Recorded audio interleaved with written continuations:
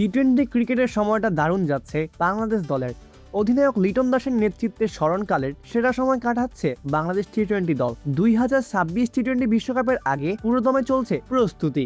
যদিও শেষ পর্যন্ত বিশ্বকাপে খেলা হয়নি বাংলাদেশের, তবে নিউজিল্যান্ড সিরিজের প্রথম টি-20তে ম্যাচের দাপুটে এক জয় টাইগাররা প্রমাণ করে দিয়েছে প্রস্তুতিতে মরচে ধরেনি একদমই।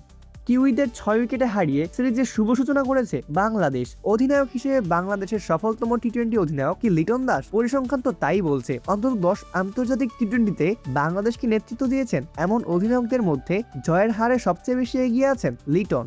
লিটনের অধীনে 30 ম্যাচে 16 জয়ের সাথে 13 ম্যাচে হেরেছে বাংলাদেশ। জয় এসেছে 53.33% ম্যাচে। লিটনের আশেপাশে আর কেউ নেই। অন্তত 10 ম্যাচ অধিনায়কত্ব করাদের মধ্যে দ্বিতীয় স্থানে আছেন নাজমুল হোসেন শান্ত, জয় এনে দিয়েছেন 41.63%। তৃতীয় স্থানে রয়েছেন সাকিব আল হাসান। সাকিবের নেতৃত্বে জয় এসেছে 41.02% ম্যাচে। শান্ত সাকিবদের পরে অবস্থান আছেন মাহমুদুল্লাহ রিয়াদ। 43 ম্যাচে 16 জয় নিয়ে রিয়াদের জয় এসেছে 32.2% ম্যাচে।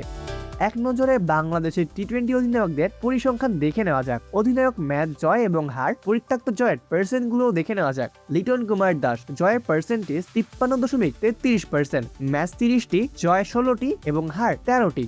নাজমুল হোসেন শান্ত জয়ের পার্সেন্টেজ 41.66%, 24 ম্যাচের মধ্যে 10টি জয় 13টি হার। সাকিব আল হাসান জয়ের পার্সেন্টেজ 41.02%, ম্যাচের সংখ্যা 39টি, ম্যাচে জয় পেয়েছে 16টি এবং হেরেছে 23টি। মাহমুদুল্লাহ রিয়াদ জয়ের পার্সেন্টেজ 37.2%, মোট ম্যাচের সংখ্যা 43, জয় পেয়েছে 16 এবং হার পেয়েছে 26টি। মাশরাফি বিন মুর্তজা জয়ের পার্সেন্টেজ 35.71%, ম্যাচ খেলেছে 28টি, ম্যাচ জয় পেয়েছে 10টি এবং হেরেছে 17টি। পরিসংখ্যান বলছে বাংলাদেশ টি-20 ক্রিকেট ইতিহাসের সবচেয়ে সফলতম অধিনায়ক লিটন কুমার দাস। শুধু অধিনায়কই নয়, বাংলাদেশের টি-20 ক্রিকেট ইতিহাসে সবচেয়ে সফলতম ব্যাটার এবং বাংলাদেশের ক্রিকেট ইতিহাসে সর্বকালের সেরা টি-20 ব্যাটার লিটন কুমার দাসই। অপূর্ব দাস, প্লেবাস নিউজ।